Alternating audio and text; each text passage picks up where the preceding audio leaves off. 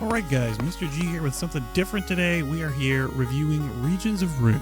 I've been playing this thing off cam for a while. And what is it? It's essentially a pixel art roguelike sorta kinda hack and loot city builder based off of that game Kingdom, which is a 2D side-scrolling build a kingdom and don't let it get overrun sort of thing. Except we're a dwarf. The goblins and orcs and ogres and all those hosers have taken over the overworld and we've kind of left the underground and we're trying to take stuff back. So you start out with just a campfire and essentially nothing and a tiny little axe, a little sword, and we go out there and we start slaying goblins and lots of goblins, and a lot of the maps do get a little bit repetitive after a while. There are different regions like desert and forest and alpine and tundra and swamp as you get further out. Now the combat mechanics, there's blocking and there's axe throwing. You can sneak up. There's kind of a hiding mechanic. But what you can see here is we've got a dwarf that we're going to liberate. We're going to then be able to use him to gather resources to help us build our city and improve it.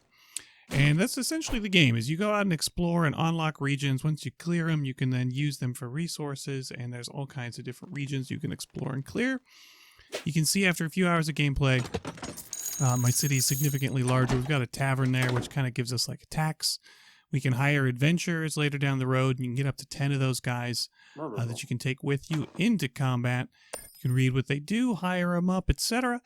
But the enemies just get way more difficult. Essentially, they just have tons more hit points and do way more damage, and they start to scale up the further away you get from your starting campground, aka your starting city.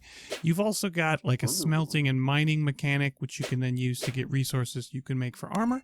You've got different nodes, which you can then use to build and upgrade your city. The bigger your city or your village gets, the more things you unlock and the more powerful your main character can become, as well as your adventures. I like this game because it's easy to hop on and play it for like 10 minutes.